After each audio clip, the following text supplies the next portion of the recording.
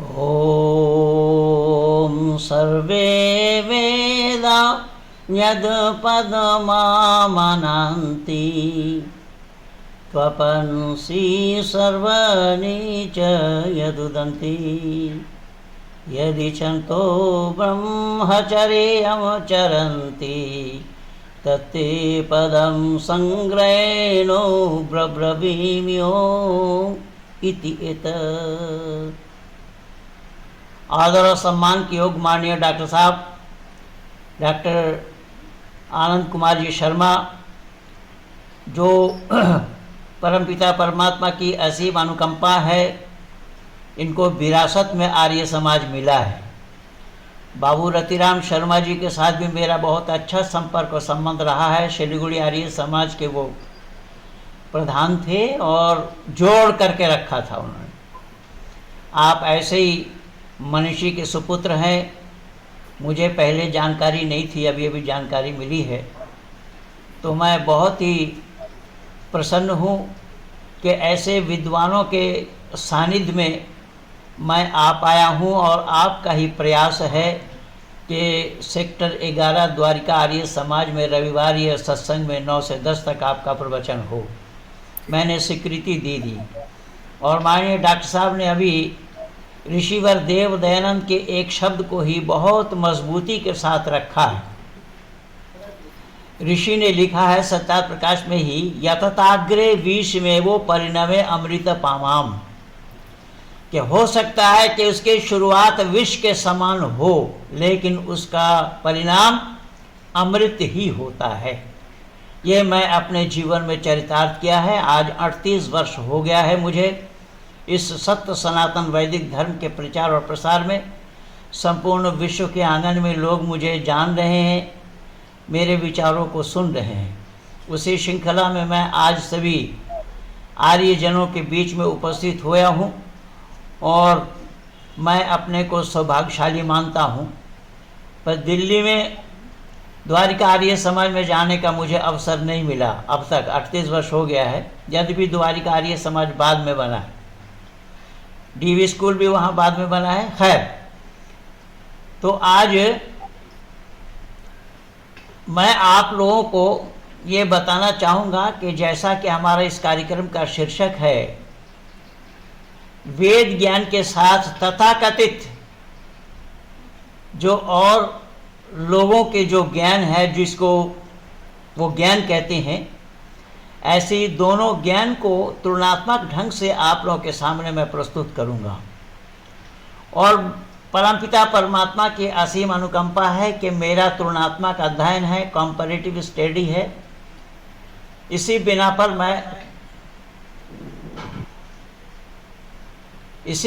मैं सत्य सनातन वैदिक धर्म क्या है, वेद ज्ञान क्या है, वैदिक परंपरा क्या है, वैदिक संतति क्या है, ऋषि परंपरा क्या है, ऋषि दयानंद के क्या विचार थे। ऋषि दयानंद ने साफ शब्दों में लिखा कि अलग कोई मत या पंथ चलाने का लेश मात्र भी अभिप्राय मुझ में नहीं है। मैं वेद का प्रतिपादन करना चाहता हूँ, सत्य का प्रतिपादन करना चाहता हूँ। वह सत्य कौन सा है कि ब्रह्मा से लेकर के जैमिनी पर्यंत तक ऋषि मुनियों के जो उद्गार हैं, उसी का ही प्रतिपादन करना मैं अभी समझता हूँ। अगर मुझे कोई मत या पंथ चलाना होता तो इतने मत चले हुए हैं, मैं किसी एक मत का अनुयायी अवश्य होता। ये ऋषि दयानंद के विचार, ऋषि दयानंद के उद्गार है। मैंने इसे अपने जीवन में उतारा, इसे मैंने अपना मंत्र माना है। ऋषि दयानंद से एक बार मैंने और ली, सत्य का बोलना और बुलवाना, असत को छोड़ना और छुड़वाना मैं अभी समझता हूँ। ये मैं ऋषि दयानंद के जीवन से ये मंत्र मैंने लिया और उसे मैं चरितार्थ करने में लगा हूँ। तो मैं कुछ गिनी चुनी बातों को आप लोगों के सामने प्रस्तुत करूँगा कि हमारा जो ये मानव है, हम जो मानव कहलाते हैं, इसमें हमारा शरीर, मन, बुद्धि और जीवात्मा, ये मूल रूप से शरीर नाम इन सब को लेकर के पड़ा है। शरीर एक कंप्लीट शब्द है, उसके अंग है हाथ, पांव, आँख, कान, नाक आदि आदि। तो कंप्लीट शब्द इसका है शरीर। और इसका प्रेरणादायक कौन है, प्रेरणा कौन करता है, उचित कार्य करने में कौन प्रेरणा देता है? उसी प्रेरणा का नाम ही शिक्षा है, और वह परमपिता परमात्मा के द्वारा ही हुआ करता है। परमात्मा को इसीलिए ऋषि दयानंद ने आदि मूल माना है। इससे किसी एक की भी शिक्षा यदि छूट जाए तो शिक्षा का उद्देश्य पूर्ण नहीं हो सकता। ये जो बातें बताई गई हैं, इसमें से अगर किसी एक का उपदेश छूट जाए या एक को हम छोड़ दें तो उसको शिक्षा कहा जाना संभव नहीं है।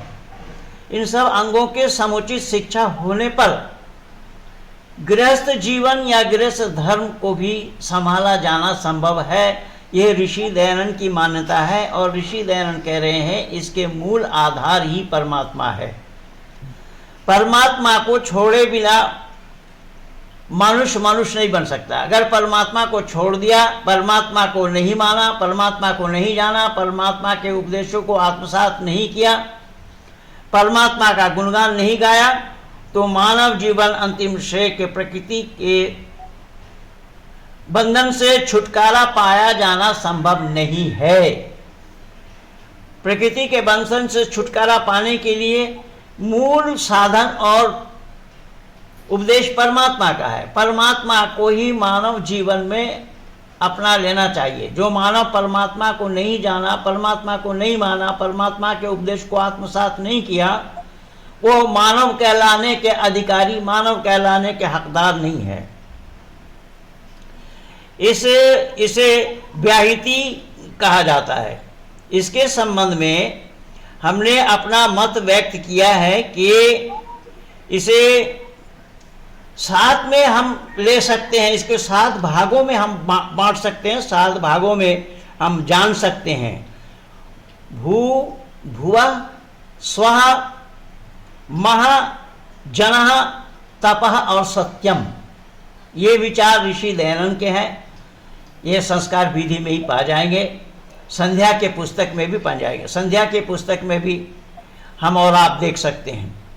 जना का तात्पर्य पृथ्वी अर्थात अन्य नक्षत्रों पर बसे हुए प्राणी की दृष्टि है। जो प्राणी की सृष्टि है उन सब की बात बताई गई है। तपः का अभिप्राय ये है कि कर्म जो किसी की प्राप्ति के लिए सतत किया जाता है। सत्यम का अभिप्राय यह है कि कार्य जगत में इसका रचयिता बनना। हम समझते हैं कि 3 व्याहिति के वर्णन में के बिना शिक्षा पूर्ण नहीं समझा जा सकता। शिक्षा का पूर्ण होना संभव नहीं है। शिक्षा को समझा नहीं जा सकती या समझी नहीं जा सकती। इन सब आदि मूल में परमेश्वर है। ये विचार ऋषि दयानंद के हैं। इन सब के आदि मूल कौन है? वो परमेश्वर है। परमात्मा की रची सृष्टि अभिभूत कहलाती है। इंद्रिय मन बुद्धि और अधिदेव कहलाती है, और आत्मा तत्व ज्ञान आत्मा अध्यात्म कहलाती है। अभिभूत जड़ पदार्थ है। अभिदेव के पदार्थ जिसमें प्राण कार्य करते हैं, और आध्यात्म से अभिप्राय यह है कि जीवात्मा और परमात्मा ये दोनों ही मिले हुए हैं, क्योंकि जीवात्मा काम करती है परमात्मा के प्रेरणा से, और बुद्धि इसका निर्णायक है। आत्मा बुद्धि को जब तक बलवती नहीं बनाते हैं तो बुद्धि का निर्णय सही होना संभव नहीं है। और परमात्मा का सर्वश्रेष्ठ नाम ओम ही है, जिसमें वेद से ही ऋषि दयानंद ने हमें यह सारा प्रमाण और हवाला दिया है। वेद मंत्रों के पठन पाठन अध्ययन ज्ञान आरंभ से ये उच्चारण का अभिप्राय यही है कि कार्य ईश्वरीय कार्य है, ईश्वर के द्वारा ही निर्मित होता है। परमात्मा की सृष्टि की रचना, इसका प्रचलन स्थिर नियमों के आधार पर ही किया गया है। इन नियमों को ऋत कहते हैं, और ऋत स्थिर ईश्वरीय नियम है। वह अपरिवर्तनीय है, वो परिवर्तन नहीं होता। ईश्वरीय जो नियम है वो अपरिवर्तनीय है। जैसा उदाहरण के रूप में आम के पेड़ में आम का लगना या आम का फलना, यह ईश्वरीय नियम, इसको ऋत कहा गया है। और ऋषि दयानंद कह रहे हैं ये अपरिवर्तनीय है। कोई ये कहे कि आम के पेड़ में जामुन का लगना संभव है, अल्लाह अगर चाहेंगे तो, ईश्वर अगर चाहेंगे तो, यहोवा अगर चाहेंगे तो ऋषि दयानंद कह रहे हैं कि यह संभव ही नहीं है। ये ज्ञान और विज्ञान जो हमारा है, जो वैदिक ज्ञान है, इस वैदिक ज्ञान के साथ पाश्चात्य ज्ञान, जिसको ज्ञान कह रहे हैं लोग, सही अर्थों में वो ज्ञान नहीं है, वही अज्ञान है। क्यों? कि प्रकृति नियम के विरुद्ध आचरण करना ही अज्ञानियों का काम है। अर्थात ये मान लेना, जैसा कि मैं बोला कि ऋत का ये नियम है, प्रकृति का ये नियम है, आम के पेड़ में आम का ही लगना।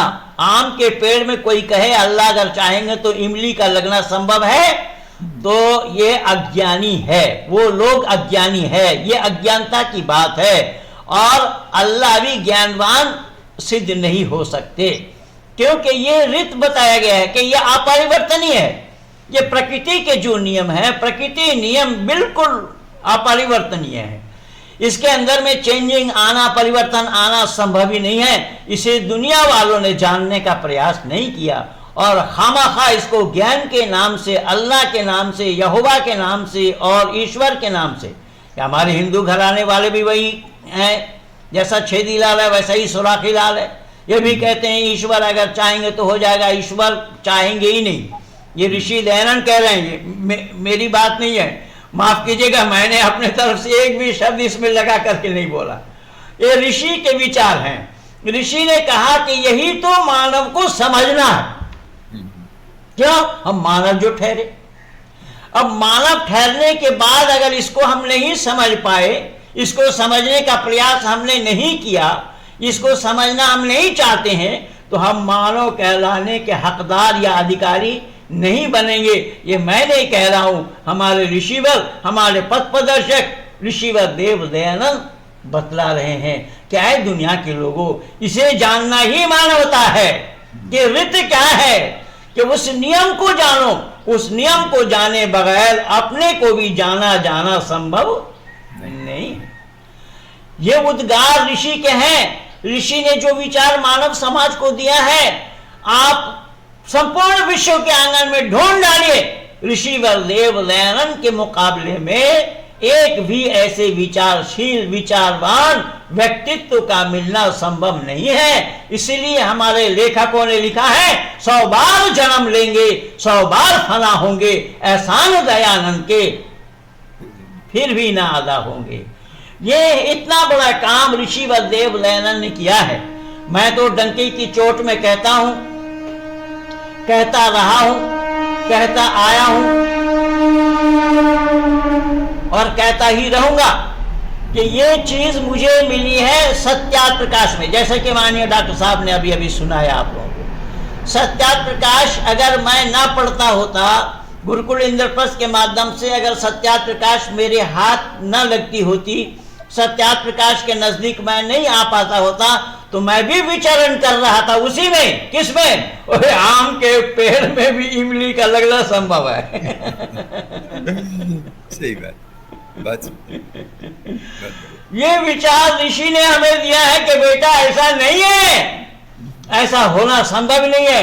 क्यों? तो उसका भी स्पष्टीकरण ऋषि ने क्या दिया, लिखिए का, ब्रह्मा जो जानने वाला परम को ही कहा जाता है। देखिए कि एक है ब्रह्मा और एक है परम ब्रह्म, हालांकि दोनों एक ही है। तो ब्रह्म को जानने पर ही परम ब्रह्म को जाना संभव है। अब परम ब्रह्म को ही दुनिया वालों ने नहीं जाना। परम ब्रह्म कौन है, उसे ही दुनिया वालों ने जानने का प्रयास नहीं किया। इस विषय में ही ये बहुत सारे मंत्र वेद में उद्धृत है। ब्रह्मा सत्य ज्ञान और अनंत है। ब्रह्मा क्या है कि वो सत्य ज्ञान है और अनंत है। गुहा में महान आकाश बते व्योम कहा जाता है, जो में इसमें स्थित है। और जानना यह है कि अब कामनाओं का भोग करने वाला कौन है, और भोग कराता कौन है? भोगने वाला है जीवात्मा, और भोग कराने वाले का नाम परमात्मा है, ब्रह्म है, परम ब्रह्म है। ये जान लेना या देख लेना मानव मात्र के लिए बहुत जरूरी है, क्योंकि इसको लोगों ने जाना नहीं। उस और आत्मा से आकाश उत्पन्न हुआ, आकाश उत्पन्न हुआ, और इसमें क्रम क्या बताया गया? नहीं, आकाश से वायु, वायु से अग्नि, अग्नि से जल, जल से पृथ्वी, पृथ्वी से औषधियां, औषधियों से अन्न, और अन्न से पुरुष उत्पन्न हुआ। पुरुष पुरुष अन्न और रसमय है। अब देखिए यहां पर इसी सृष्टि नियम को देख लीजिए, यहां पर क्रम बताया गया, आकाशात वायु, वायु अग्नि, अग्निरापा आदि, जो ये मैं बताया हूं कि आकाश से वायु, वायु से जल, जल से औषधि आदि, और अंतिम में मानव को बनाया, और मानव की रोजमर्रा की चीजें पहले बनाई परमात्मा ने। अब यहां देखिएगा, चाहे आप कुरान को लीजिए, बाइबल को लीजिए, त्रिपिटक, जिंदा विस्ता, बिजक, गुरुगत, ये दुनिया में जितने भी मजहबी किताब हैं, जितने भी मजहबी ग्रंथ हैं, किसी भी मजहबी ग्रंथ से यह पाया जाना संभव नहीं है। किसी भी मजहबी ग्रंथ में यह क्रम नहीं बताया है कि दुनिया सृष्टि की रचना क्यों और कैसे हुई है, किस तरीके से की गई, किसके बाद क्या आया है, यह क्रम कहीं नहीं आया है सिवाय वेद को छोड़कर। ऋषि दयानंद सत्यार्थ प्रकाश में सत्यार्थ प्रकाश का 8वां सउल्लास में भी प्रकाश डाला है, इसी मंत्र का उदाहरण दिया, इसी मंत्र को उद्धृत किया है ऋषि ने। और ऋषि ने साफ कहा, और कहा ही नहीं, दुनिया वालों के नजदीक में इसको सिद्ध करके दिखाया, प्रमाणित किया। जैसा मानव के रोजमर्रा की चीजें पहली हैं, पहले ही परमात्मा ने हमारे सामानों को, हमारे वस्तुओं को पैदा किया, तैयार किया, बनाया, दिया हमें। उसके बाद हम आए, हम आते और हमारी वस्तुएं ना आती होती तो परमात्मा का सृष्टि नियम पर दोष लगता, परमात्मा पर लोग उंगली उठाते, क्या परमात्मा नहीं। सुनो ना, अरे मैंने क्या बोला, दीदी ने 1 साल तक नहीं मांगे। हाँ हाँ, तो मैंने क्या बोला, सुन तो सही। वो तो सौरभ ये कहता नहीं, हम तो उनसे मांगेंगे नहीं अभी। वो अपना म्यूट कर लीजिए। मिसेज तनेजा जी, शांता जी, आपके यहाँ से आवाज आ रही है? हाँ जी। इसमें देखिए क्या कि कितनी सुंदर बातों को ऋषि ने दिया है, ऋषि ने दर्शाया है। क्या है दुनिया के लोगों कि हम आ जाते और हमारी जरूरत की सामान ना आती तो परमात्मा पर लोग उंगली उठाते और ये कहते कि परमात्मा को सृष्टि की रचना करना नहीं आता, जानते नहीं। इसलिए देखिए मैं प्रमाण दे रहा हूं, जब मां के उदर में संतान रहता है, मां के शिकम में पहले दूध आ जाता है, अर्थात संतान के भूमिष्ठ होने से पहले मां के शिकम में दूध आ गया। तो हम पहले आए या हमारी खुराक पहले आई? परमपिता परमात्मा ने हमारी खुराक को पहले दिया कि हमारे संतान जाके भूखा न रहे, भूख भूख न चिल्लाएं। इसे बहुत से लोगों ने जानने का प्रयास नहीं किया, और यहां तक कि मैं दावा के साथ कह रहा हूं, स्वामी विवेकानंद भी नहीं जानते थे। स्वामी विवेकानंद अगर जानते होते तो चिकागो में जाकर के वो भारत में भूखमरी हो रही है ये शब्द न कहते, क्योंकि वो आध्यात्मिक जगत से थे नहीं, आध्यात्मिक जगत से वो जुड़े हुए नहीं थे। यही तो परमात्मा को उपदेश है कि मेरे संतानों, तुम्हें भूख कह के चिल्लाना ना पड़े धरती पर जाकर, मैंने मां के शिकम में तुम्हारी खुराक दूध पहले दिया। इसके बावजूद भी लोग उस परमात्मा को पहचानना नहीं चाहते, उसकी एहसान फरामोशी करते हैं, उसकी शुक्रिया अदा नहीं करते, उसका सानिध्य लाभ करने का तरीका क्या है उसको जानने का भी प्रयास नहीं करते। ये जो मानव समाज में आज जो ये क्रियाकलाप मानव कहला कर रहे हैं, वेद में ये सर्वथा निषेध है। वेद में कहा कि ये मानव जीवन का काम नहीं है। मानव हम तभी कहला सकते हैं जब परमात्मा के इन दिए हुए विचारों को सही सही आत्मसात करें, सही सही अपने जीवन में उतारें, तद अनुसार अपना व्यवहार भी वैसा ही हो। अगर हम केवल जुबानी कहते हैं और हमारा व्यवहार नहीं है तो बात बनेगी नहीं। ऋषि दयानंद ने इस पर बल दिया है, मनस्य एकम वचनस्य एकम कर्मन्न एकम।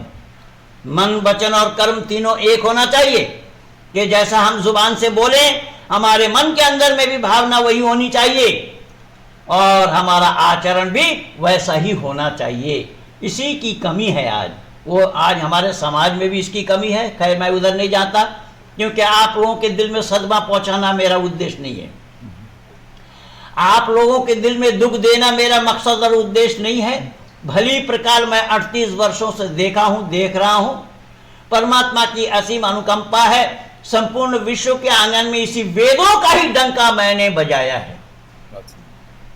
संपूर्ण विश्व के आंगन में ऋषि के विचारों को मैंने जन जन तक पहुंचाने का प्रयास किया है, ऋषि के उद्गार को मैंने पहुंचाने का प्रयास किया है। इसलिए माननीय डॉक्टर साहब ने बोला था, डॉक्टर शर्मा जी ने कहा कि अतताग्रे विष में वो परिणम अमृत पामाम, कि हो सकता है कि उसकी शुरुआत विष के समान हो लेकिन उसका परिणाम अमृत होता है और वो आज मेरे सामने मौजूद है। मैं शुक्रगुजार हूं आप आर्यजनों का कि जिन्होंने मुझे अपने आगोश में रख करके कुछ सीखने का मौका दिया। मैं नहीं जानता था, कुछ भी नहीं जानता था। वैदिक मान्यता क्या है, वैदिक परंपरा क्या है, ऋषि विचार क्या है, ऋषि के उद्गार क्या है, ऋषि ने वेद से हवाला क्या दिया है, ये तो हमारे बाप दादा नहीं जानते थे तो मैं कहां से जानता भला। ये मैं जाना हूं केवल आप लोगों के सानिध्य में आकर। सच क्या है उसको मैं जाना हूं और केवल जाना ही नहीं, अपने जीवन में भी उतारा और मैं जन जन तक इसी सत्य को पहुंचाने के लिए मैं प्रतिज्ञाबद्ध हूं कि ऐ दुनिया के लोगों, ये वेद के जो विचार हैं, ये प्रकृति नियम को तुम बदलना चाहते हो क्या? अल्लाह की मर्जी है, अल्लाह जो चाहेंगे सो होगा, भले अल्लाह जो चाहेंगे सो नहीं हो सकता। तो अल्लाह जो चाहेंगे सो क्या होगा? बोले एक कुमारी की पेट से बच्चा पैदा होना भी संभव है, एक बाज महिला से भी संतान उत्पन्न होना संभव है, जबकि बाज नाम की सार्थकता वही है जो कभी संतान को जन्म ना दे सके। जो महिला कभी संतान को जन्म ना दे सके उनका नाम बाज है। लेकिन अल्लाह ताला एक नहीं, कुरान में दो बाज महिला को संतान दे दिया, एक जकरिया के पत्नी को और एक इब्राहिम की पत्नी को, और भी बुढ़ापा में जाकर के। तो अल्लाह ने कहा कि वो जो चाहता है सो हो जाएगा, वो जो चाहेगा सो करेगा। पर वो जो चाहेगा सो करेगा, यहां वेद मंत्र से ही मैंने हवाला दिया कि ऋत का बदला जाना संभव नहीं है, सत्य का झुटलाया जाना संभव नहीं है। अर्थात आम के पेड़ में आम का लगना, उसमें इमली का लगाया जाना संभव नहीं है। अगर अल्लाह इमली लगा देते हैं तो अल्लाह को सृष्टि नियम के बारे में कुछ भी अता पता नहीं है। सृष्टि नियम को नहीं जानते, ना अल्लाह जानते, ना यहोवा जानता। ये जितने भी मजहबी ग्रंथ हैं, मजहबी ग्रंथ में इन सब चीजों का पाया जाना संभव नहीं है। इसलिए ऋषि लिख रहे हैं, कह रहे हैं, ऐ दुनिया के लोगों, मानव ब्रह्म को जानना परमात्मा को ही जानना है। ब्रह्म को जानना ही परमात्मा का जानना होता है। अगर परमात्मा को नहीं जानते हो तो ना अपने को जानोगे और ना दुनिया को जाना संभव होगा। इसलिए ऋषि ने इस पर बल दिया है और दो समुल्लास, अपने सत्यार्थ प्रकाश में दो समुल्लास ऋषि ने लिखा है, प्रथम समुल्लास और सातवां समुल्लास। ईश्वर विषय को ऋषि ने बहुत सुंदर ढंग से स्पष्टीकरण किया है। ऋग्वेद आदि भाष्य भूमिका में भी पहला ही उन्होंने ईश्वर से ही शुरू किया है कि है दुनिया के लोगों, अगर ईश्वर को नहीं जानोगे तो तुम्हारा जीवन सफल नहीं होगा। और ईश्वर को जाना संभव कहां से है? तो ऋषि ने ऋग्वेद आदि भाष्य भूमिका में फौरन दिया है वेद।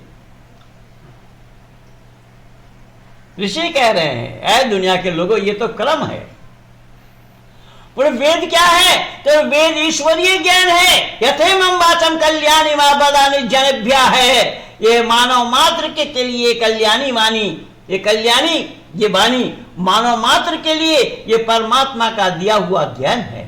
लेकिन इसके मुकाबले में कुरान को कहीं नहीं पाएंगे, बाइबल को कहीं नहीं पाएंगे। कुरान ज्ञान किनका है? या अय्युहल्लज़ीना आमनू। असल में मेरा मन तो नहीं था, लेकिन माननीय डॉक्टर साहब ने नाम जो सुना दिया ना, तो अगर ना बोलूं तो लोग संदेह करेंगे कि डॉक्टर साहब शायद बना कर बोल रहे थे।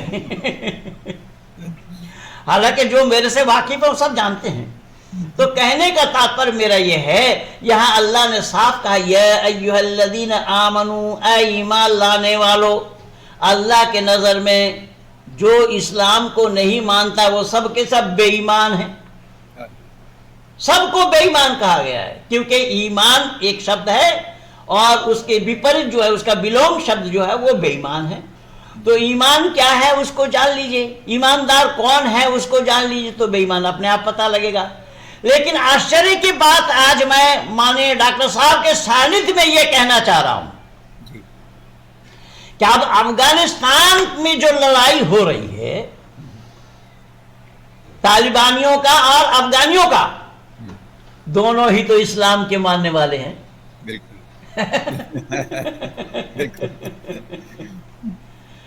दोनों ही इस्लाम के मानने वाले हैं। अब अल्लाह के रास्ते में लड़ाई किन की है, अफगानियों की या तालिबानियों की?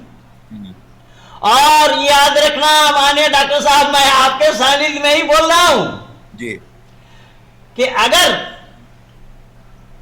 तालिबानियों की लड़ाई अल्लाह के रास्ते में है तब तो वो जन्नत के हकदार हैं। वहां हूर और गिलमानों से अल्लाह उनको नवाजेंगे भी।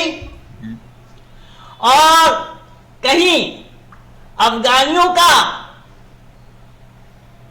की मान्यता अल्लाह के हुक्म के मुताबिक है, तब तो ये भी जन्नत के हकदार हैं। और हूर और गिलमा आदि आदि जो कुछ भी है वो सब इनके लिए है। तो अब दोनों ही इस्लाम के दावेदार हैं। अब दोनों के लिए ये मिलना क्यों और कैसा संभव होगा? मैं इस्लाम जगत से पूछना चाहता हूं, खुला दरबार है, खुली चुनौती है मेरी। बहुत सुंदर। आओ, जिसको डिबेट करना हो सामने आओ। ऋषि दयानंद का शिष्य अमर स्वामी का शिष्य चुनौती दे रहा है संपूर्ण इस्लाम जगत को कि आप इस सच्चाई को दुनिया वालों के सामने तो रखो, जबकि कुरान के अनुसार एक मुसलमान दूसरा मुसलमान को कत्ल करना कतई हराम है, हराम।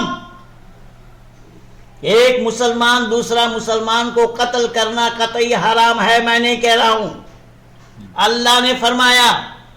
और जब एक मुसलमान दूसरा मुसलमान को कत्ल करना हराम है, तो तालिबानियों ने भी और अफगानिस्तानियों ने भी दोनों ही इस्लाम के दावेदार हैं, दोनों ही कलमा के अधिकारी हैं, ला इलाहा इल्लल्लाहु मुहम्मदुर रसूलुल्लाह कहने के हकदार दोनों ही हैं, दोनों ही कह रहे हैं और अल्लाह के नाम से लड़ रहे।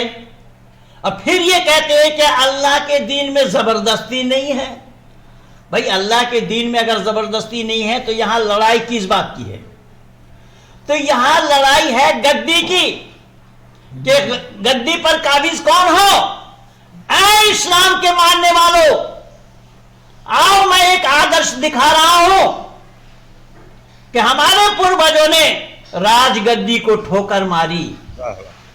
14 वर्ष के लिए, 1-2 दिन के लिए नहीं, 14 वर्ष के लिए मर्यादा पुरुषोत्तम राम वो अपनी मां का नहीं, विमाता का आदेश का पालन किया। अपने विमाता का आदेश का पालन किया 14 वर्ष के लिए। भरत जब आए अपने घर, नमसाल से जब घर आए, तो इन्होंने, मां ने खुशी खुशी सुनाई थी कि बेटा तेरे रास्ते के लिए जो कांटा था उसे मैं निकाल चुकी हूं, तू राजपाट को संभालते रहा राज्याभिषेक। भरत वो भी तो पुत्र राजा दशरथ का, तो उसने कहा कि मां आपको ये करना उचित नहीं हुआ, ये अधिकार बड़े भाई का है, इसे मैं हड़प नहीं सकता। राम को मनाने के लिए चले गए। राम ने कहा कि मेरे भाई, मैं शौक से नहीं आया जंगल में, मैं अपने माता का आदेश का पालन करने के लिए आया हूं, और वो भी 14 वर्ष के लिए वादा किया हुआ है, मैं उससे एक दिन पहले वो लौट नहीं सकता। आप जाओ, आप अपना काम करो। जब मर्यादा पुरुषोत्तम राम को भाई भरत मना नहीं पाए तो राम के पादुका को साथ ले आए, और ये अधिकार मेरा नहीं है, इनके नक्शो कदम पर मुझे चलना है, इसे याद रखने के लिए पादुका को सामने रखा कि ये राज मेरा नहीं है, बड़े भाई के हैं, और उनके नक्शो कदम पर मुझे चलना है मुकाबला दुनिया वालों के पास कि राजगद्दी के लिए तुम लड़ रहे हो, राज को हड़पने के लिए, तुम मजार शरीफ को कब्जा करने के लिए लड़ रहे हो। एक कह रहा है कि मजार शरीफ मेरे जिम्मे में रहेगा, एक कह रहा है कि मजार शरीफ को मैं कब्जा में करूंगा। दोनों ही इस्लाम के दावेदार हैं, और फिर भी इस्लाम की मान्यता यह है, इस्लाम वाले कह रहे हैं हम तो भाईचारा का प्रचार करते हैं। ये भाई है कि भाई को चारा बनाया? है? ये भाई है, ये भाई को चारा बनाया है। भाईचारा कहां है? भाईचारा अगर देखना हो तो वेद को देखो। ऋषि दयानंद कह रहे हैं, मैं नहीं कह रहा हूं। मित्र सा चक्षुषा सर्वाणि भूतानि समीक्षा महे। ऋषि दयानंद ने वेद से हवाला देकर के कहा, क्या है दुनिया के लोगों, तमाम प्राणियों को मित्र के समान देखो, अपने नजर से, अपने नजर से मित्र के बराबर देखो। आत्मा नाम प्रतिकूलानि परिश्राम ना समाचरेत। जो अपने आत्मा के लिए सही न लगे, औरों के लिए ऐसे विचार अपने मन में नहीं लाना है। ये उद्गार है ऋषि के। ऋषि ने ढूंढ करके दिया है, चाहे दुनिया के लोगों, मानव तो बनो कम से कम, मुसलमान बाद में बन लेना। बहुत बढ़िया। मुसलमान बाद में बन लेना, ईसाई बाद में बन लेना, तुम मानव बनने का हकदार तो बनो। जब तुम मानव बनने का ही हकदार नहीं बन रहे हो, और खामाखा संपत्ति की लड़ाई में, राज की लड़ाई में, ओसामा बिन लादेन क्या करता रहा? यह मुल्ला उमर और ओसामा बिन लादेन इसी अफगानिस्तान को ही तो कब्जा किया था। और किस तरीके से वहां पर प्रतिबंध लगाया, महिलाओं के ऊपर किस तरीके से क्या क्या हुआ है, वो सब हमारे और आपके नजर के सामने है। इसको आंखों देखा हाल कहा जाता है। पर वैदिक मर्यादा में ये सब बातें नहीं है। वैदिक ज्ञान में क्या है? क्या है दुनिया के लोगों, परमात्मा का सानिध्य लाभ करना ही मानव जीवन का लक्ष्य है। परमात्मा का सानिध्य लाभ करना ही मानव जीवन का लक्ष्य है। जो ऋतंच सत्तंच अविधा तपसो अध जायते ततो रात जायते ततो समुद्रो अर्णवा समुद्रादर्णवादि समसरो अजायते अहोरात्राणि विदद्विश्वशमिषतो वशी सूर्य चंद्रमा सौधाता यथा पूर्व में कल्पयत। वेद से हवाला उठा करके दिया ऋषि दयानंद ने। ऋषि दयानंद ने कहा, ऐ दुनिया के लोगों, हम मानव कहलाने वाले हैं, तो मानव जीवन सफल तभी बनना संभव है जब हम परमात्मा को जान जाएंगे, परमात्मा का सानिध्य लाभ कर लेंगे। परमात्मा का सानिध्य लाभ हमने तो किया ही नहीं। जब परमात्मा का सानिध्य हमने लाभ नहीं किया, कैसे गड़बड़ हुआ? नहीं आ रहा आवाज। अरे आवाज तो आ रही है। परमात्मा का सानिध्य लाभ नहीं हुआ तो मानव जीवन का सफल बनाया जाना या बनना संभव ही नहीं होगा। मानव का लक्ष्य परमात्मा को प्राप्त करना है, इसीलिए उसको मोक्ष कहा जाता है।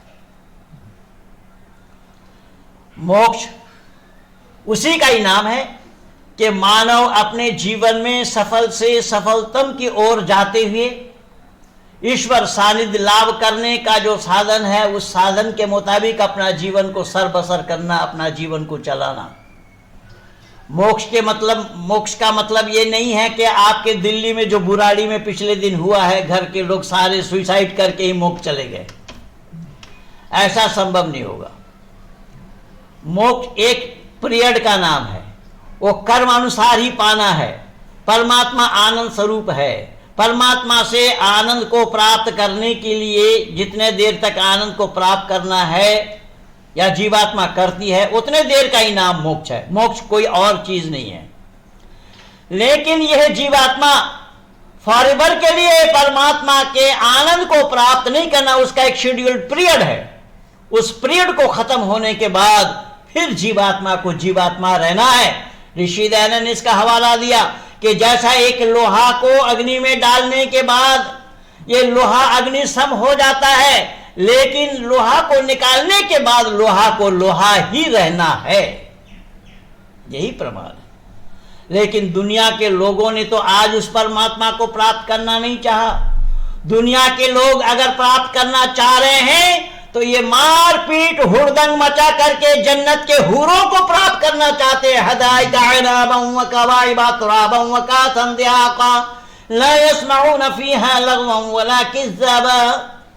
वो हूर और गिल्मा को प्राप्त करना चाहते हैं। ऋषि दयानंद कह रहे हैं ये मानव जीवन का लक्ष्य नहीं है बाबू। ये मानव कहलाने के हकदार नहीं बनोगे। मानव का लक्ष्य ईश्वर प्राप्ति है। तो जब ईश्वर को तुमने जाना नहीं, उसकी प्राप्ति कैसे करोगे? ईश्वर प्राप्ति के लिए ईश्वर का जानना जरूरी है। ईश्वर को जाने बिना ईश्वर की प्राप्ति किया जाना संभव नहीं है। ईश्वर को पहले जानना पड़ेगा और जाना जा सकता है वेद के द्वारा। और वो मैं नहीं कह रहा हूं, ऋषि दयानंद ने भी नहीं कहा। वेद मुकद्दस में परमात्मा का ही उपदेश है, नाना पंथा विदते आय नाय, क्या अनेक रास्ता सही नहीं है, सही और सच्चा रास्ता केवल एक है। उसी सही और सच्चे रास्ते को इख्तियार करने के बाद ही मानव जीवन का सफल बनाया जाना संभव है। मानव जीवन को सफल बनाने के लिए मानव मात्र को चाहिए कि परमात्मा का सानिध्य लाभ करना। लेकिन परमात्मा को जिन्होंने जाना नहीं, वो परमात्मा का सानिध्य क्या लाभ करेंगे? अब देखिए बाइबल वालों की मान्यता क्या है कि आदि में परमेश्वर ने आकाश और पृथ्वी की सृष्टि की। बाइबल वालों की मान्यता है कि आदि में हमने वहां बोला आकाश जल वायु अग्नि वनस्पति और उसके बाद मानव, जो क्रम था उसका मैं बोला। अब यहां बाइबल क्या कह रहा है देखिएगा। बाइबल वालों की मान्यता है कि आदि में परमेश्वर ने आकाश और पृथ्वी की सृष्टि की। पर सृष्टि करने के लिए तो रॉ मटेरियल होना चाहिए, कोई साधन संसाधन जुटाना पड़ेगा किसी को रचना करने के लिए। जैसे यहां पर 3 साधन हैं, मेरा लैपटॉप है या मेरा डेस्कटॉप है, कंप्यूटर है, आप लोग हैं और मैं हूं। अब इन तीनों में से एक को हटाकर देखिए काम चल रहा है कि नहीं, संभव ही नहीं है। लेकिन यहां अल्लाह ने, गॉड ने, यहोवा ने आकाश की सृष्टि की। परमेश्वर ने आकाश की सृष्टि की। किस चीज से सृष्टि की? क्या था? बोले कुछ भी नहीं। अल्लाह के मन में आया, यहोवा के मन में आया, उसने बना दिया। कुरान भी कह रहा है इन्ना मसल ईसा इंदल्लाहि कमसल आदमा खलकहु मिन तुराबिन सुम्मा क़ाला लहु कुन फयकुन। जब लोगों ने पूछा कि मरियम संतान कुमारी अवस्था में कैसा जन्म दे दिया और हजरत ईसा मसीह बिना बाप का कैसा पैदा हो गया, तो ऋषि दयानंद सत्यार्थ प्रकाश में ये लिखते हैं बिना बाप का कैसा पैदा हुआ। बोले जैसा कि मानो कोई ये कह रहा है कि मेरा जीव नहीं है तथापि मैं बोलता हूं। ये जी ऋषि ये मैंने ऋषि कह रहे हैं, ऋषि कह रहे हैं कि इसका मिसाल यह है कि मानो मेरा जीव नहीं है फिर भी मैं बोलता हूं। और ऋषि कह रहे हैं कि बोलने के लिए साधन जीव है। जीव के बगैर बोला जाना संभव नहीं है। तो जब जीव के बगैर बोला जाना संभव नहीं है तो एक कुमारी की तरफ से संतान का उत्पन्न होना यह क्यों और कैसा संभव है? तो ऋषि ने उसको भी बोला कि मेरा पिता नहीं है लेकिन मैं संतान हूं। ऋषि ने कहा ऋषि ने कहा कि संतान होने के लिए पिता का होना जरूरी है। पिता का होना जरूरी है, बगैर पिता का संतान होना क्यों और कैसा संभव है? तो अल्लाह ने कहा इन्ना मसल ईसा इंदल्लाहि कमसल आदमा खलकहु मिन तुराबिन सुम्मा क़ाला लहु कुन फयकुन। क्या रे ईसा को छोड़ो, ईसा को मैं बिना बाप का कैसा पैदा किया ये तुम पूछना चाहते हो, जानना चाहते हो। लेकिन देखो आदम को तो मैं बिना माँ और बिना बाप का ही पैदा किया। मैं एक बार कह देता हूं हो जा, बस हो जाता है।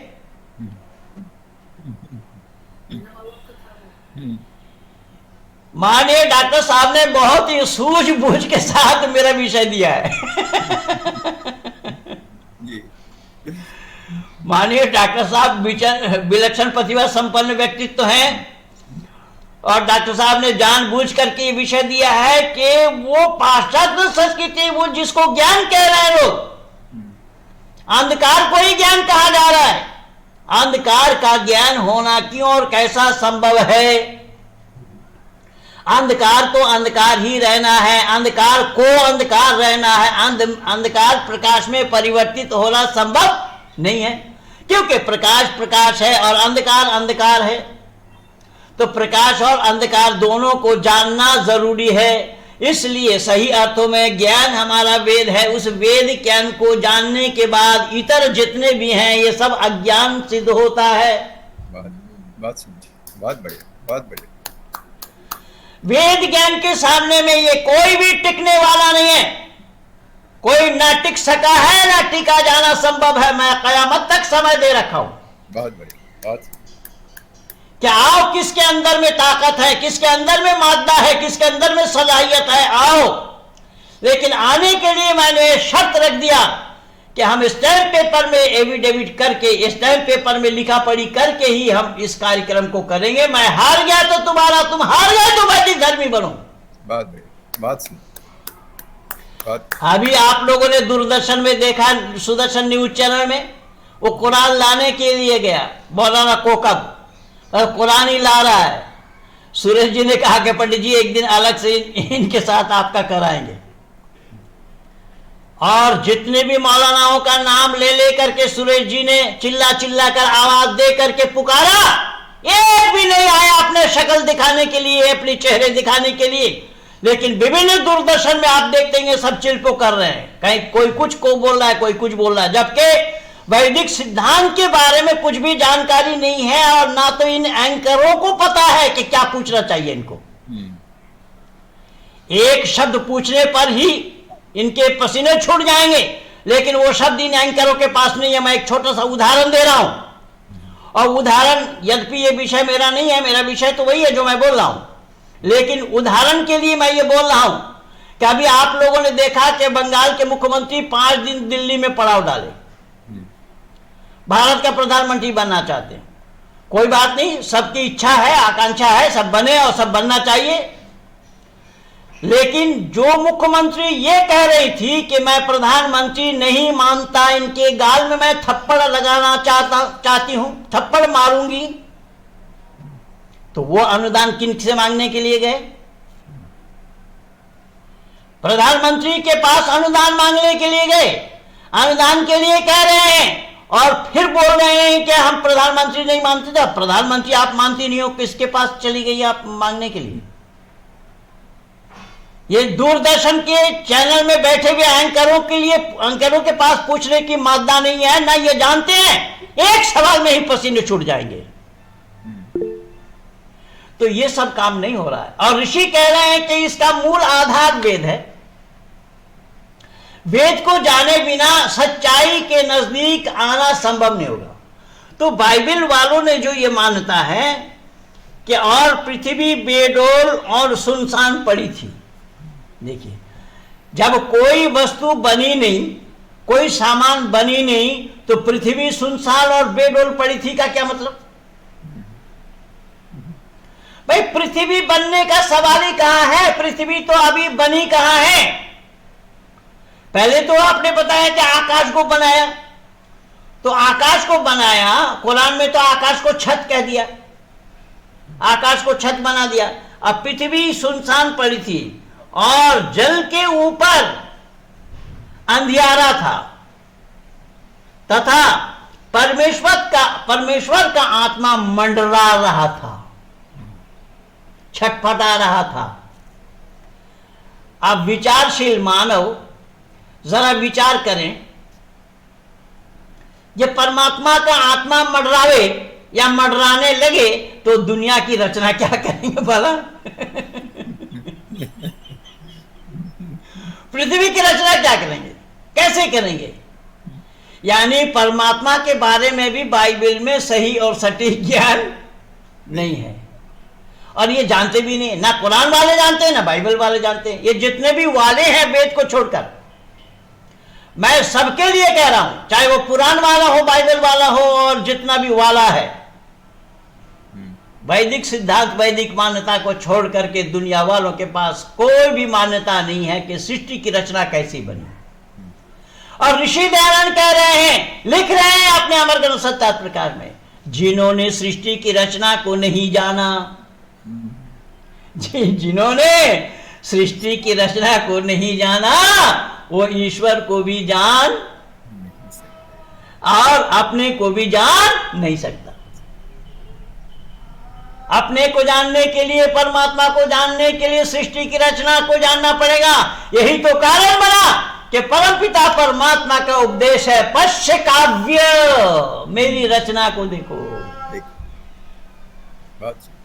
मेरी रचना को देखो, मुझे मत देखो, मैं कौन हूं, क्या हूं, कहां हूं, कैसे हूं, ये सब मत देखो। और तुम देखना भी चाहोगे, देख भी नहीं पाओगे। क्या कमाल है। ऋषि के उद्गार को देखिए जरा। ऋषि कह रहे हैं कि तुम्हारे लिए देखा जाना संभव क्यों नहीं है? बोले इसलिए नहीं है, वो आंख का विषय नहीं है। बिल्कुल, एक शब्द में ही ऋषि ने उठा कर रख दिया कि वो आंख का विषय नहीं है। बच्चों तो देखोगे कैसे, किस चीज से देखोगे? देखने के लिए साधन आंख है, और आंख का विषय है रूप को देखना, और वो निराकार है। तो कुछ लोग कहते हैं वो निराकार भी है, साकार भी है। जी हां, वेद की मान्यता भी यही है कि वो निराकार भी है, साकार भी है। और निराकार के माने क्या है? जिसके आकार न हो। वेद की मान्यता है कि वो साकार नहीं होगा, वो निराकार ही है। क्यों? बोले साकार होने से उसमें दोष आ जाएगा, सीमित दायरे के अंदर में हो जाएंगे, एक देशी हो जाएंगे, सर्वव्यापक का होना संभव नहीं होगा। पर इस सच्चाई को कहां जाना लोगों ने? लोग फिर अटकल लगा रहे, कह रहे हैं कि वो सगुण भी है, निर्गुण भी है। ऋषि ने कहा बिल्कुल है, सगुण भी है और निर्गुण भी है। वो सगुण और निर्गुण का परिभाषा जान लो। सगुण के माने गुण सहित और निर्गुण के माने गुण रहित। तो ऋषि ने कहा सगुण अर्थात परमात्मा के जिम्मे में जो कार्य है उसे अंजाम देने में परमात्मा सगुण है,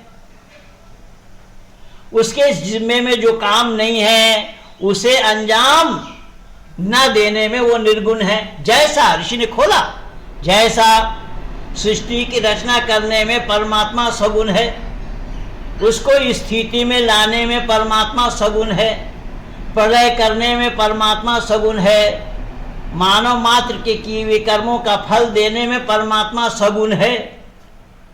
और निर्गुण तो ऋषि कह रहे हल चलाने में परमात्मा निर्गुण है। ऋषि कह रहे मानवकृत कार्य करने में परमात्मा निर्गुण है, संतान उत्पत्ति करने में परमात्मा निर्गुण है। अब ये सब मान रखे हैं, वो सगुण भी है निर्गुण भी है। भाई सगुण है निर्गुण है ये तो बिल्कुल ठीक है, वो सगुण है, लेकिन सगुण क्या है, उसका परिभाषा क्या, उसको तो जानना पड़ेगा। तो ये है वेद ज्ञान। इस वेद ज्ञान जिनके पास नहीं है वो मानव जीवन सफल बनाना संभव नहीं है उनके लिए। मानव जीवन को सफल बनाने के लिए वेद ज्ञान का जानना जरूरी है। अब ये परमात्मा का आत्मा मंडरा रहा था, तथा परमेश्वर की आत्मा जो मंडरा रहा था उसके ऊपर तब परमेश्वर ने कहा उजियाला हो जा। परमेश्वर ने कहा उजियाला हो जा। अच्छा, उजियाला हो जा अगर कहा हो जा, यानी किसी और को मिन किया जा रहा है, किसी और को निर्दिष्ट किया जा रहा है, किसी और को हुक्म दिया जा रहा है, किसी और को आदेश दिया जा रहा है, किसी और को बताया जा रहा है हो जा। और यही कहना अल्लाह का है। अल्लाह ने भी कहा कुन, हो जा, फयकुन, बस हो गया। तो जब दुनिया बनाने से पहले कोई वस्तु थी ही नहीं, अल्लाह ने किन से कहा हो जा? अगर हो जा अल्लाह ने कहा और हो जाने पर हो जाता है, फिर कुरान कहता वलक़द खलक़ना समावाति वल अर्ज़ फी सित्तति अय्यामिन सुम्मा इस्तवा अलल अर्श युदब्बिरुल अम्र यफ़स्सिलुल आया। क्या अल्लाह ताला ने 6 दिन में जमीन और आसमान को बनाया, 7वां दिन अर्श करार पकड़ा, अर्श पर जा बैठा। तो 6 दिन जमीन और आसमान को बनाया। जब कहीं 6 दिन लिखा है, कहीं 8 दिन भी लिखा है। हाँ, तो अल्लाह ने अगर 6 दिन में आसमान और जमीन को बनाया, फिर अल्लाह ने कहा कुन कहने से हो जाता है, तो क्या एक बार कुन कहने में अल्लाह को 6 दिन लगा, 7 दिन लगा?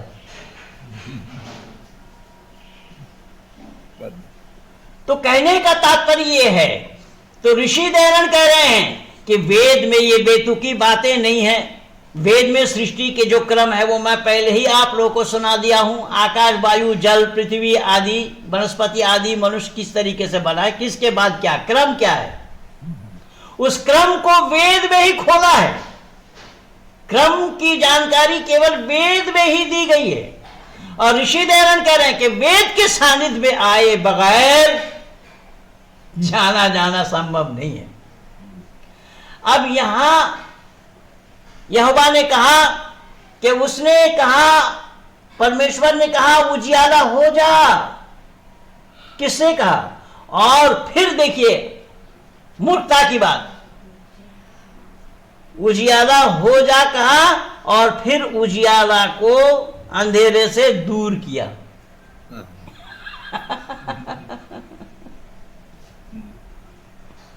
अच्छा, उजियाला को अंधेरे से दूर करना क्यों संभव, कैसे संभव होगा? आप अंधेरे में एक मोमबत्ती जलाएंगे तो उजाला अपने आप हो जाएगा? उजाला होना संभव है क्या? उजाला को दूर करना पड़ेगा या अंधेरा को दूर करना पड़ेगा? अंधेरा को दूर करने का तो साधन यही है कि एक प्रकाश जलाइए, प्रकाश करिए, उजाला करिए, अंधकार अपने आप दूर होगा। या अंधेरे को दूर किया और फिर पानी के ऊपर अंधेरा था। बाइबल का विज्ञान देखिए, इसलिए माननीय डॉक्टर साहब ने तथाकथित विज्ञान लिखा है। माननीय डॉक्टर साहब ने लिखा है तथाकथित विज्ञान। ये क्या बता रहा है? इसमें बताया गया है बाइबल में कि जल के ऊपर अंधेरा था, लेकिन जल के अंदर अंधेरा था, ये लिखते होते तो मानने लायक बात थी। जल के ऊपर अंधेरा का क्या मतलब? जल के ऊपर तो पृथ्वी है, तो पृथ्वी प्रकाशमय है, क्योंकि जो क्रम सृष्टि के बताए गए हैं ये क्रम यहां नहीं है। और क्रम अगर ना हो तो सृष्टि की रचना करना, सृष्टि की रचना किया जाना संभव क्यों और कैसे है? ये है इन अंधकारमय विज्ञान, ये है वह अंधकार रूपी विज्ञान। और हमारा प्रकाश रूपी विज्ञान जो वेद का है, वेद के मानी ही है ज्ञान। विद जाने, विद विचारेन, विद सत्तायाम, विद लाभ, ये सब वेद के अर्थ होते हैं। तो वेद के मानी है ज्ञान। वो ज्ञान किसका? परमपिता परमात्मा का। किनके लिए? मानव मात्र के लिए। यथेमं वाचम कल्याणी मा बदाली जनभ्या, ये कल्याणी वाणी मानव मात्र के कल्याण के लिए है। कितना है? कि मानव मात्र को जितना चाहिए, क्योंकि दिमाग की परिधि हर एक की बराबर नहीं है। जो जितना निकालना चाहेंगे उनको उतना ही मिलता चला जाएगा। यानी वेद में नेति नेति शब्द आया है कि यहीं तक नहीं, और है, और है, और है, और है। कितना है? कि जितना तुम चाहोगे उसको समाप्त किया जाना संभव नहीं है, क्योंकि परमात्मा का ज्ञान असीम है। बोले कारण, बोले यही कारण तो यही है कि वो परमात्मा है। तुम्हारा अल्लाह नहीं, अल्लाह का ज्ञान सीमित है। तुम्हारा यहोवा नहीं, यहोवा का ज्ञान सीमित है। लेकिन अल्लाह का, परमात्मा का ज्ञान सीमित नहीं है, वो असीम है। परमात्मा का ज्ञान समाप्त होना संभव नहीं। तो वेद के माने ज्ञान, ज्ञान किसका? परमात्मा का। किनके लिए? मानव मात्र के लिए। कितना? मानव मात्र को जितना चाहिए। कब से? आदि सृष्टि से। आदि सृष्टि से है। सृष्टि के बीच से अगर परमात्मा का ज्ञान हो जाए तो पहले वाले लोग वंचित हो जाएंगे। इसलिए अल्लाह को किताब बदल बदल करके देना पड़ा। कभी तौरात दिया, कभी ज़बूर दिया, कभी इंजील दिया, तो कभी कुरान दिया। ऋषि दयानंद कह रहे हैं कि परमात्मा का ज्ञान परिपूर्ण है। जब मौलाना अब्दुल्ला तारिक के साथ मेरा डिबेट हुआ तो उसने भी बोला कि कुरान को हम ईश्वरीय ज्ञान मानते हैं, वेद को भी मानते हैं। वेद को प्रथम ज्ञान मानते हैं, कुरान को अंतिम ज्ञान मानते हैं। मैंने कहा ज्ञान किसका? बोले परमात्मा का। मैंने कहा परमात्मा का ज्ञान पूर्ण होता है या अपूर्ण? बोले परमात्मा का ज्ञान पूर्ण होता है। मैंने कहा जब परमात्मा का ज्ञान पूर्ण होता है तो पहले ज्ञान में कौन सी बात की कमी रह गई थी जो बाद में पूरी की? बहुत बढ़िया। जवाब नहीं आया है, जवाब नहीं दे पाए, और ना जवाब है इन लोगों के पास। इसलिए मैं निवेदन कर रहा हूं। फिर अगला शब्द जो आया है वो देखिए कि अगला शब्द आया है किस भाषा में है। क्या कमाल किया है ऋषि ने। ये वैदिक संपत्ति को पढ़ेंगे, रघुनंदन शर्मा जी को पढ़ेंगे तो उसमें भी पा जाएंगे भाषा विज्ञान पर। पंडित जी ने, माननीय पंडित जी ने बहुत सुंदर ढंग से खुलासा किया है भाषा विज्ञान पर। ऐ दुनिया के लोगों के भाषा बनती कैसे है। आपने गुरुदत्त शर्मा जी ने भी स्पष्टीकरण दिया है। गुरुदत्त शर्मा जी ने भी इसका स्पष्टीकरण दिया है उसमें, यानी तैतृय उपनिषद में। उन्होंने तैतृय उपनिषद दिखाया है, उसमें तैतृय उपनिषद में उन्होंने इसका स्पष्टीकरण दिया है कि धरती पर आने के साथ मानव जो मुंह खोलता है उससे स्वर निकलती है। स्वर निकलता है। वो स्वर और व्यंजन ये सब मिला करके 54 अक्षर होते हैं जी। और इन 54 में स्वर एक वर्ग है और व्यंजन एक वर्ग है। स्वर वो है जो बिना किसी का सहारा लिए बोले, उसका नाम स्वर है। ऋषि दयानंद ने इसको वर्ण उच्चारण शिक्षा में लिखा है, स्वयं राजंता इति स्वरः। जो अपने आप में राजा है, जो किसी का सहयोग नहीं लेता, किसी का सहारा नहीं लेता, वो स्वर है। और व्यंजन बोले स्वर के सहयोग से जो बोले वो व्यंजन है। जब मैं हॉलैंड में था तो वहां पर जितने भी रेडियो स्टेशन सब में मेरा प्रोग्राम हुआ। एक मौलाना ने सवाल किया, ये आप कैसे बोल रहे हैं कि भूमिष्ठ होकर के वो स्वर से चिल्लाता। मैंने आपके घर में एक बच्चा पैदा हुआ, एक क्रिश्चियन के घर में एक बच्चा पैदा हुआ, हिंदू के घर में बच्चा पैदा हुआ। तीनों बच्चे की रोने, हंसने, चिल्लाने, पुकारने की आवाज एक है या अलग है? तो बोले एक है। मैंने कहा वो क्या है? तो ये आ बोले, ई बोले, ऊ बोले, इसी का नाम स्वर है। कोई मुस्लिम परिवार में जन्म लेकर के बच्चा अल्लाह अल्लाह नहीं पुकारेगा। ईसाई परिवार में गॉड गॉड नहीं चिल्लाएगा, यहोवा नहीं कहेगा। ईसा मरियम नहीं पुकारेगा, यहां पर भी मोहम्मद मोहम्मद नहीं चिल्लाएगा, या जय श्री राम भी नहीं बोलेगा कोई। सबके रोने, हंसने, चिल्लाने, पुकारने की आवाज एक ही है। इसीलिए ऋषि लिख रहे स्वयं राजंता इति स्वरः। जो अपने आप में राजा है। लेकिन दुर्भाग्य तो यह है कि हम मानव कहलाने वाले किसी सच्चाई के नजदीक आना नहीं चाहते। आचरण में लाना तो दूर की बात, हम सच्चाई के नजदीक आना नहीं चाहते। अगर सच्चाई के नजदीक हम आ जाएं तो मानव जीवन का सफल बनाया जाना संभव होगा। उससे पहले मानव जीवन का सफल बनाया जाना संभव नहीं होगा। तो माननीय डॉक्टर साहब ने जो विषय मेरे लिए दिया था कि हमारा विज्ञान क्या है, हमारा ज्ञान क्या है, हमारा ज्ञान और विज्ञान क्या है, और पाश्चात्य जिसको लोग विज्ञान कह रहे हैं वो सही अर्थों में वो विज्ञान है या अंधेरा है। मैंने तुलनात्मक ढंग से आप लोगों के सामने ये प्रस्तुत किया है। मुझे तो 9 से 10 तक बोला गया था, लेकिन 9:15 बजे से मुझे समय मिला है, इसीलिए मैं सोच रहा हूं कि समेटना चाहिए। लेकिन जो विषय मैं आप लोगों को दिया हूं, ये मत समझिएगा कि ये मेरे अपने मन की बातें हैं। नहीं, मन की बात तो माननीय प्रधानमंत्री जी करते हैं। ये विचार मैं ऋषियों का ही दिया हूँ, जी ये ऋषियों के विचार है, ऋषियों के मन की बात है। ऋषियों के मन की बात मैं थोड़ा सा बताने का प्रयास कर रहा हूँ आप लोगों के सामने, आप लोगों के बीच में। और ये प्रयास मानव मात्र को करना चाहिए। हर मनुष्य अगर इसी सच्चाई को जान जाए, सीख जाए, मान ले, आचरण में ले आए, तो मैं दावा के साथ कह रहा हूं कहीं पर कोई झगड़ा नहीं है। क्योंकि मानव का काम झगड़ा करने का नहीं है, लेकिन मानव का काम जब झगड़ा करने का नहीं है, लेकिन यहां मानवों को झगड़े से फुर्सत ही नहीं है। वो तो मैं बोला, अफगानिस्तान का उदाहरण दिया ना, दोनों ही लड़ रहे हैं, दोनों ही इस्लाम के दावेदार हैं, दोनों ही कलमा के पढ़ने वाले, ला इलाहा इल्लल्लाह मुहम्मद रसूलुल्लाह कहने वाले हैं। अच्छा, इन बात को छोड़े थोड़ा पीछे जाएंगे तो पीछे जाने से भी देखेंगे आप, वहां हजरत अली के लड़कों को, दोनों को, हसन और हुसैन को किसने मारा? मोहन भागवत जी भेजे थे या डॉक्टर केशव बलराम हेडगेवार जी भेजे थे किसी को मारने के लिए? या कोई विश्व हिंदू परिषद का व्यक्ति कोई जाकर के मारा था? तो इस्लाम तो शुरू से ही ये झगड़ा का काम इस्लाम का है।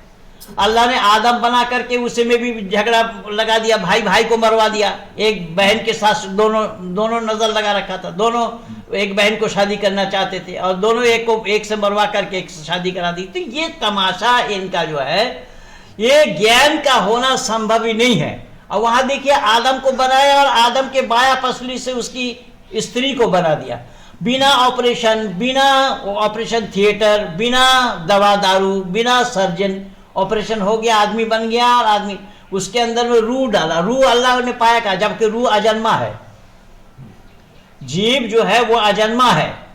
अब जीव को अल्लाह ने पाया कहाँ? या अय्युहर रूह उदखुल फी हादिहिल जसद कह दिया।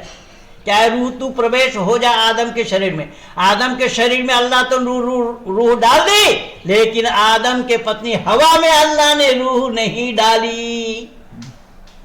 अब दुनिया के लोग जरा ध्यान से समझना इस बात को। जब आदम को बनाकर आदम में रूह डालने की जरूरत हुई अल्लाह को, तो आदम के पत्नी में रूह डालना अल्लाह ने जरूरी क्यों नहीं समझा? बिना रूह का वो आदमी, इंसान, महिला कैसे बन गई? इसलिए बंधुओं, मैं जितना ही बोलूंगा उतना ही कम और थोड़ा होगा। मैंने सत्य सनातन वैदिक धर्म को जाना है, अपनाया है, अपने परिवार को भी सत्य सनातन वैदिक धर्म में ही तैयार किया है। सारे परिवार हमारे लगे हुए हैं सत्य सनातन वैदिक धर्म के प्रचार प्रसार में। एक बेटी जो वैयाकरणी है, जो सामवेद यजुर्वेद कंठस्थ है, अष्टाध्यायी ये सब कंठस्थ है, सब काम कर रहे हैं इस तरीके से। ऋषि दयानंद के विचारों को उजागर करने में हम लोग लगे हुए हैं। आप लोगों को भी ये प्रतिज्ञा करना चाहिए कि माननीय डॉक्टर साहब जैसे विलक्षण प्रतिभा संपन्न व्यक्तित्व तो आपके समाज में हैं, और आप डॉक्टर साहब को जानते हैं, देश विदेश में कितना नाम है माननीय डॉक्टर आनंद प्रकाश शर्मा जी का। और परमात्मा की ऐसी अनुकंपा है कि उन्होंने उसी तरीके से वैदिक सिद्धांत और ऋषि के मंतव्यों को उजागर करने में लगे हुए हैं। ऐसा डॉक्टर रवि प्रकाश जी जो अपना महर्षि दयानंद यूनिवर्सिटी वाले हैं। तो ये इस तरीके से मैं निवेदन करूंगा कि ऐसे लोग आप लोगों के साथ जुड़े हुए हैं, ऐसे लोगों का सानिध्य प्राप्त कीजिए और अच्छाई को अपना करके अपने जीवन को सफल से सफलतम की ओर ले जाने का प्रयास करें। मैं अतिक्रमण न करता हुआ मैं चाहूँगा कि इन्हीं शब्दों के साथ अपनी बात को यहीं पर विराम दूं, और आप लोगों से यही उम्मीद रखूँगा कि जैसा भी है हम लोगों को साथ मिल करके काम करना चाहिए। वेद प्रचार में ऋषि दयानंद ने अविद्या का नाश और विद्या की वृद्धि लिखी 8वां नियम में। तो अविद्या का नाश जब तक आप नहीं चाहेंगे, विद्या की वृद्धि नहीं हो पाएगी। तो विद्या की वृद्धि करने के लिए अविद्या का नाश पहले है। जब अविद्या का नाश करेंगे तभी विद्या की वृद्धि हो पाएगी। इन्हीं शब्दों के साथ कहिए, भारत माता की जय।